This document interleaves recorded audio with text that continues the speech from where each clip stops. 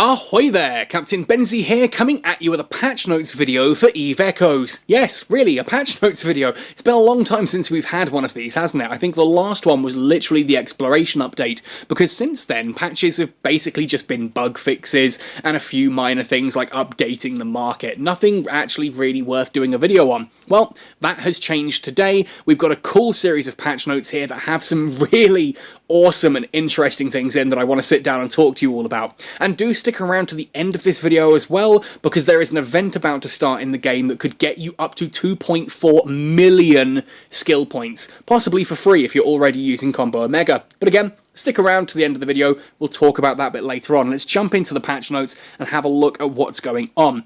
So this, of course, are the patch notes here for the 7th of July 2021. The server will go down for 2 hours as of 8 o'clock UTC, which, of course, is just as my day's beginning. That's 10 o'clock in the morning for me. Ruins every Wednesday morning, but hey, there we go. It's when I get editing done. So let's start off by having a look at nanocores. Number one, you can now share your customized nanocore setup to chat channels where you can also apply other players' fittings to your own ship. That's pretty cool. Like you can do currently with just generic ship fittings, you can now do it with nanocores too. I'm really hoping this can also be done with the visual side of things, because I've seen some really cool nanocore setups that I would love to apply to my own ships, but without actual numerical values, trying to get the sliders all to match at sort of the approximate levels can be pretty fiddly. So having a way to actually just kind of go, this is how I've got my nanocore set up. If you want to do it, here's the fitting, tap this button, bam, it does it. That, to me, would be awesome.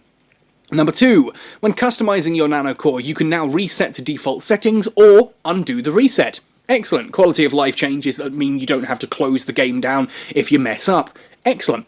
Number three, now a full screen mode option available. When viewing your nanocore, the UI will be hidden. This is just a way to allow you to actually have a look at exactly what your nanocore looks like without all the UI bits around you, so you can get that nice sort of zoom in. Heck, maybe even take some cool screenshots and showcase it that way. That's cool. Again, nice little quality of life change. Nothing huge, but pretty nice. Number four, the bonuses of your customized nanocore will be shown on both the fitting page and tooltips. Again, excellent. This just means you don't have to sit there and try and remember what you put your nanocore to, what settings you had it on. It's all displayed there. Quick information. I like that kind of thing in a game like Eve Echoes. This is a very complex game already, so having quick and easy information readily available in front of you is always something that I'm going to be very, very for. Moving on though, number five. Nanocores now have tooltips showing where they can be obtained. Now, I've had a lot, and I do mean a lot, of DMs about nanocores. In fact, since Exploration launched, I think the whole how do nanocores work has been the topic that most of my DMs have been addressing.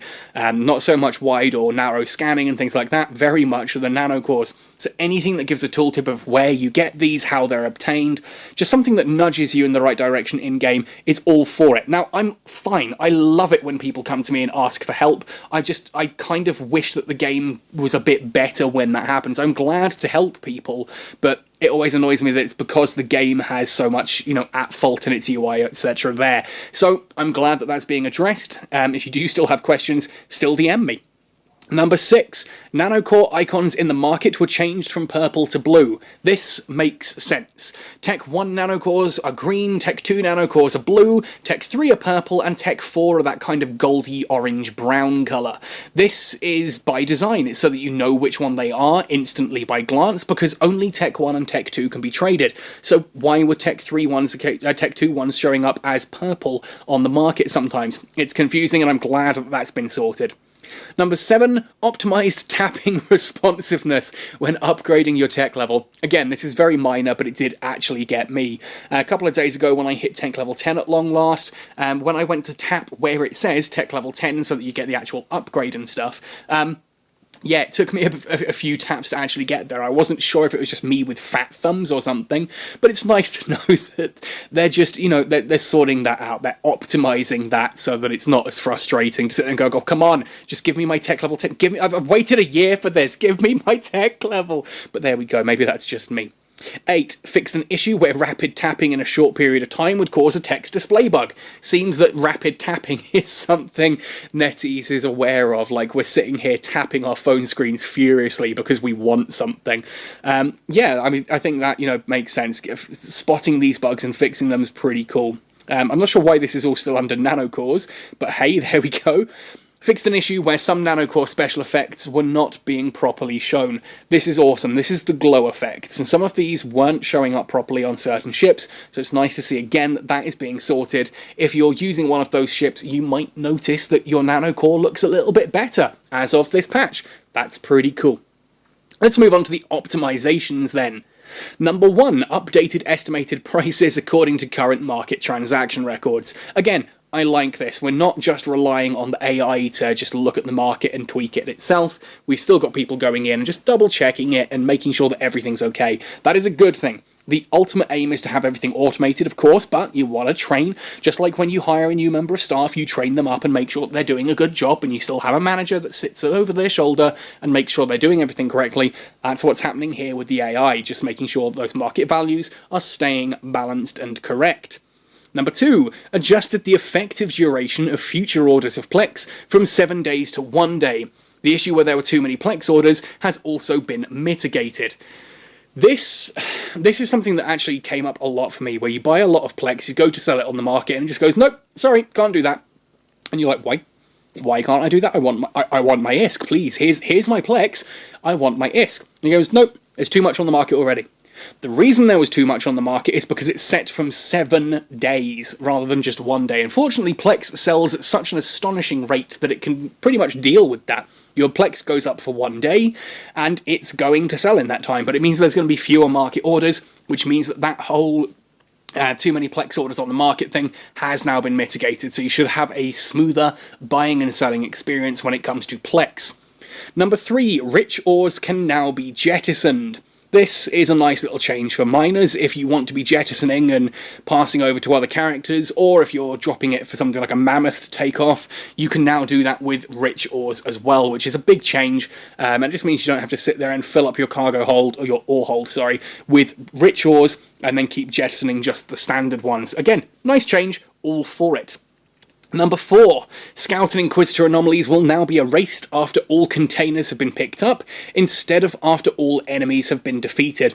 This I've not actually encountered personally, but I have had reports of people who find this. They go into an Inquisitor or a Scout anomaly and find that all the boxes are empty, but there's still rats flying around. It means that you kind of go, oh, I found a special anomaly. You get a fleet together, you jump into it, and there's nothing there. And that sucks. So now once the cargo containers have been looted, the whole thing will despawn and collapse around you. Boom. Bye-bye Scout or Inquisitor anomaly. You can just get on with your life, which I like. That's a good little change. Number 5, activating autopilot will no longer interrupt undock. Again, I didn't know this one was a thing, but hey, there we go. That's good, right? If you're undocking and then you activate the autopilot, it doesn't just suddenly stop and go, oh, we're docked again now. Number 6, purchase options of alpha and guest accounts are no longer restricted to interstellar trading centers. This is awesome. This means that as an alpha player, you don't have to fly to Jita, or Berai, or Pator, or Nakugard, or Istadard, or any of these places now. You can buy at any station. I think Eve Echoes does have a problem at the moment where the ITCs are a little bit too prevalent. In EVE Online, I mean, me being based down in Malden Heath, down Egbing away, it's a long way to some of the major ITCs. Takes quite a few jumps to get there, even just to go up to Istadard. So I tend to buy just from local stations because the economy supports it. In EVE Echoes, we don't really have that. Pretty much everything is Jita, or a few bits and pieces occasionally at Amar or Berai or some of the other smaller ones, but almost everything is entirely centralised around Jita. And I think anything that kind of gives you a reason to use other stations is going to be a good thing. I'm not saying this gives you a reason to use other stations, but it means if you want to use another station, you can. You don't have to worry about the fact, oh, it's not an ITC, so I can't do it. That's pretty cool. I like that. It's a nice little change there.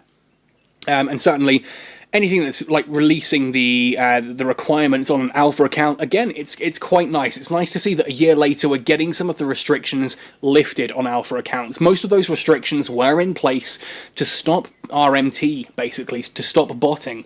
And now we're getting to that point where actually the botting's beginning to die off quite nicely. And if your immediate response is, well, yeah, it's because the Chinese players are leaving, go watch my video on the Chinese controversy explained. Seriously, just go. Anyway, botting is beginning to drop off now, which is pretty cool. So they're beginning to release some of those restrictions, which is nice.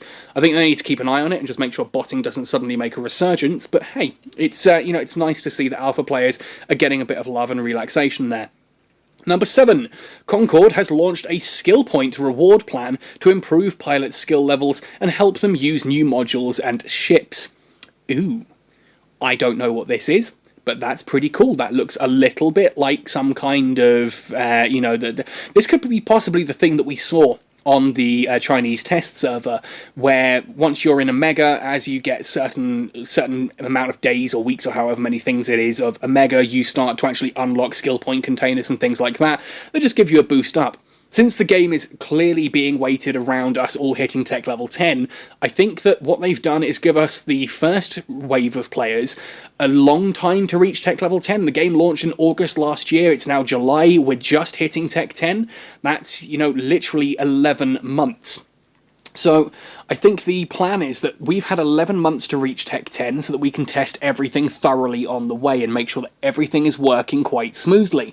So that now they can increase how quickly you reach Tech level 10 as a new player so that other players reach that point quicker. And to me, that can only be a good thing, because 11 months at full Cognitive Neuroscience 3 and Combo Omega since day 1, 75 skill points per minute since day 1, and it took 11 months to reach this point. I would like to see that reduced. I genuinely would like to, and it looks like NetEase are having that same sort of thought as well, of helping newer players to reach that position. All for it.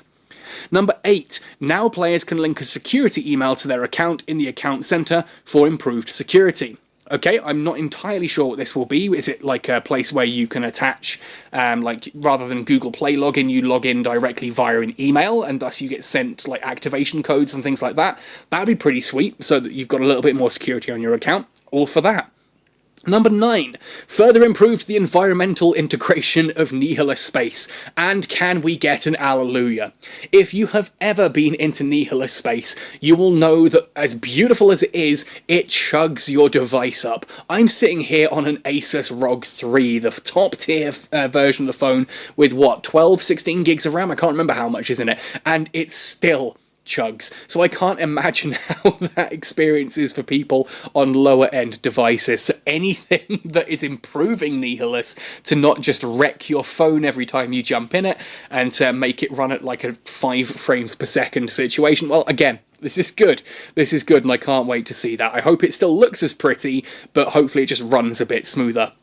Number 10, we have removed the 500,000 point requirement for the skill point reset. This also is fantastic. As someone who has occasionally, accidentally trained something and then gone, oh, I don't really want this, it sucks to have to wait until you have enough to do the full 500,000 points, and then get rid of those all in one go, and then just train some of the skills that you untrained back. Basically, you pay to untrain a whole ton of skills, and then you train most of them back because you're just trying to correct a small error. This, to me, is a big change. It's a small change, but it's got a big impact, is what I'm trying to say there. It means you don't have to spend as much Plex reskilling every time, and you're encouraged to do those minor little tweaks here and there. Now, the original reason that was given for having that gate was to essentially stop you chasing a meta. And I do agree with that concept. People shouldn't be chasing a meta. Oh, railguns are the best. Everyone goes railguns. Or whatever it is for today. I'm not saying railguns are the current meta, before you absolutely crucify me in the comments. What I'm saying is that metas change, and metas are often something that is completely just perceived. Non-existent, but perceived. There's a brilliant example that's been given of this several times. I can't remember which Call of Duty it was. There was a Call of Duty with its online multiplayer. The shotgun was massively underutilized. And it turned out that actually when the devs went in and looked at it and said, well, why aren't people using it? Statistically speaking, it was a damn good weapon. Like, it was probably actually overpowerful, to the point that the developers actually nerfed its stats in the next patch, but changed the sound effect for it and gave it bit of meteor sort of blast sound to it. Suddenly, its usage rate picked up. Now, you can't tell me that the meta there actually mattered, because that shotgun suddenly became meta. It was the weapon everyone was using because it sounded better. It had actually been nerfed, but it was getting more use just because it sounded better. People will chase a meta whether or not that meta is actually something serious. And in a game like EVE, I don't honestly ever think there truly is a meta. You can sit there and say, oh, but Benzie, you're always going on about how interceptors are the be-all, end-all of frigates. Yes, I don't see that as a meta. I see that just as there are very few options as frigate pilots. You don't have necessarily only Condor interceptors. You do see the Slasher, you do see the Atron, and you do see the Executioner.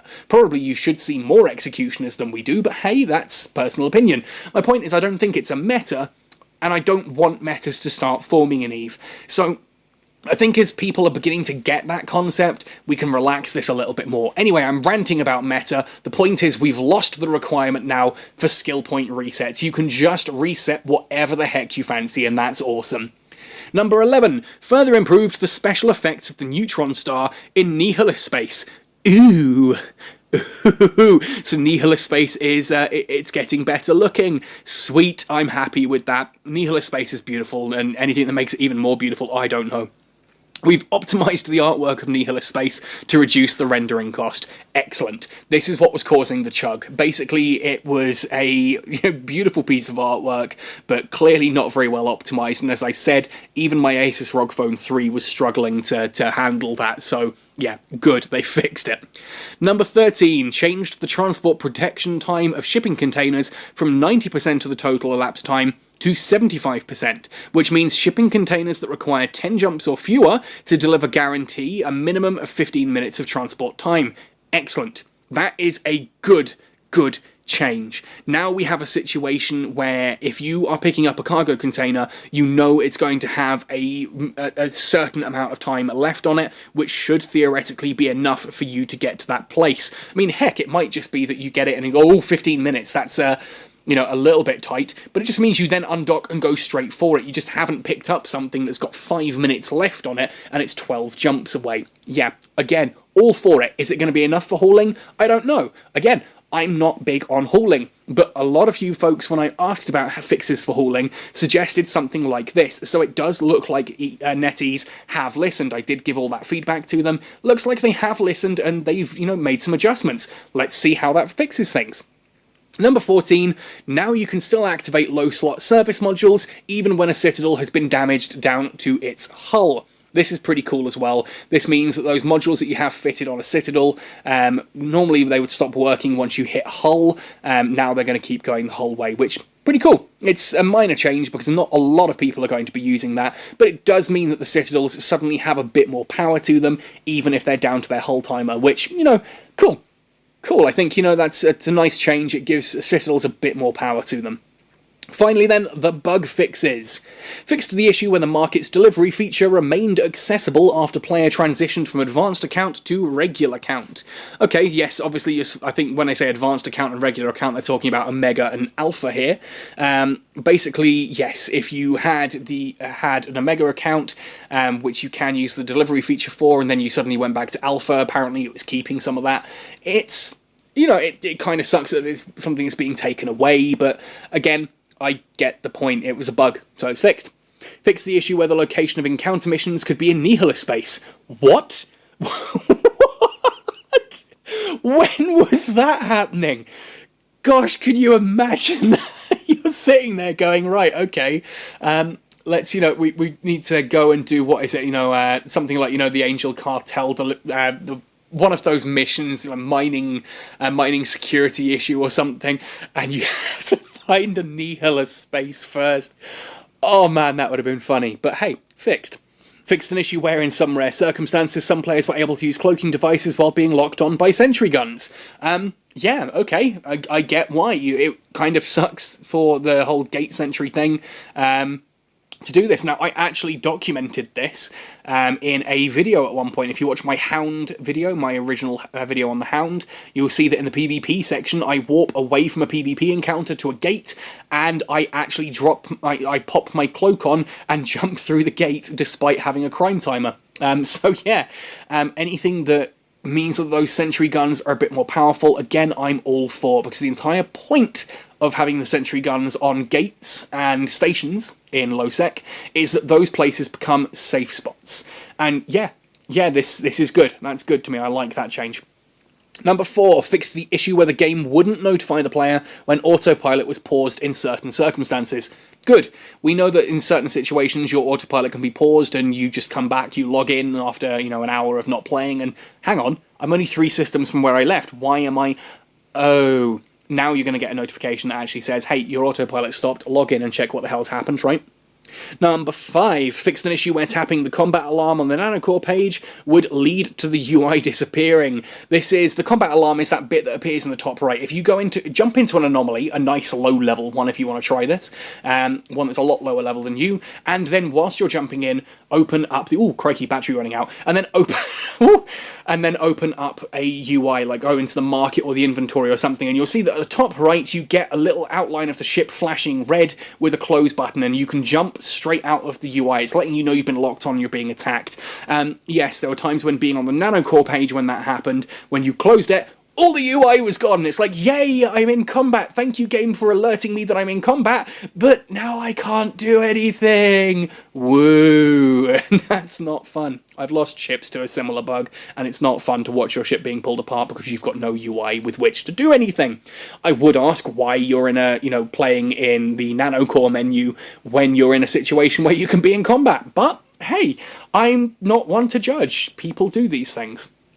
Number 6, fixed a bug where moving items from the delivery hangar would also move unredeemed items. Ooh, yeah, that could be dangerous. I can see why that would be dangerous. Glad that that has been fixed also. So there we go, there are the patch notes for tomorrow's update, some nice restriction lifts there on alpha players, scout anomalies now actually going to despawn properly, so you're not going to jump into those anymore, losing the skill point requirement for the skill point reset I think is pretty cool. There are some really nice changes in here, Nanocore's getting optimized, and of course I'm going to put this in video form now because people keep asking. Yes, your Concord credits will carry over to the next Concord pass. The next Concord pass is going to include updated versions of the Thermomagnetic Storm Nanocore, and you will be able to, for this time only, to refund the previous Thermomagnetic Storm Nanocore in order to get the new one. I believe this is going to have things like drone and missile damage and that on it, perhaps, meaning that if you've used, like, you are a Drake pilot, for example, and you got the Drake Thermomagnetic Storm, you can refund the old one and get the new one. But I think it is also optional, so if you've put the Thermomagnetic Storm core onto a ship already, and you prefer the current bonus that it's got, you don't have to change it to the old one. But there's going to be a whole load of new Nano cores coming as well in the new Concord pass, which is apparently at the end of July. But yes, your Concord points will carry over. Now, with all that said and done, I mentioned there may be a way to get up to 2.4 million skill points as of tomorrow as well, so let's jump and talk about that part. So, starting tomorrow, July the 7th, we've got an exciting new little mini-event starting in EVE Echoes, designed to help all Capsuleers get caught up sooner with Tech 10 ships and scanning for Nihilist space. Basically, they're giving away free skill points with the new version on July 7th to anyone who has a Combo Omega account running. Long story short, basically, as of maintenance on July 7th, if you hit 30 days left on your Omega combo, or you exceed 30 days left on your Omega combo, the game will take a snapshot of where you are. It will then work out how many skill points you're going to get based on a distribution formula of 2.4 million minus 2% of your character's current skill point when joining the program. Now, whilst this is going to trigger as of tomorrow, it will run up until the end of July 28th. So if you haven't got Combo Omega tomorrow, and you decide to buy 30 days of Combo Omega, you will trigger it at that point, as long as you have 30 days left on your Combo Omega at some point between July 7th and July 28th. So how does this work? Well, once you have triggered that snapshot, so the second you have 30 days or more of Combo Omega between July 7th and July 28th, the game will figure out how many skill points you currently have. It will take 2.4 million minus 2% of your current skill points and then give that to you across 30 days. As an example here, if you purchased a mega combo on July 13th, and your character had exactly 40 million skill points at that time, you would receive 1.6 million skill points in total. That's 2.4 million minus 2% of 40 million equals a total of 1.6 million. That total will then be distributed out across 30 days. So either 53,333 skill points per day that you can log in and grab, or you can claim it all at the end of the 30 days, the full 1.6 million in one go, which I personally think is pretty cool. Now, yes, this is only for people who have Combo Omega, but I know a lot of folks were a little bit upset that things like the Concord Pass and the Hunt, etc.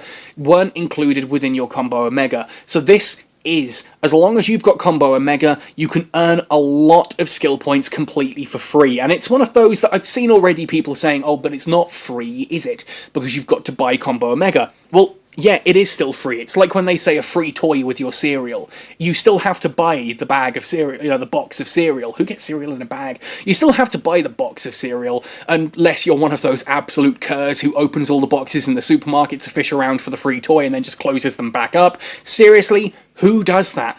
Who does that? But anyway, yeah, of course, you still have to have the Combo Omega, but if you have Combo Omega running, you get a load of skill points completely free, which means if you've been considering upgrading to Combo Omega, now is the time to do it. Even if you just do it for 1 month, do it to get this bonus. And the closer to July 7th you do it, obviously the more skill points you're going to get, simply because July 7th you're going to have X amount of skill points, whereas on July 28th you're going to have the original amount of skill points you'd have had on July the 7th, plus all of the ones you've earned over those other 3 weeks, which then means that the 2% is a bigger amount to be taken off the 2.4 million, so it's worth going in early. And if I've done the calculations right on this, this is actually going to be enough to push several of my alts now to tech level 10 as well, which is pretty cool. I mean, my main character obviously has just hit tech level 10 a couple of days back.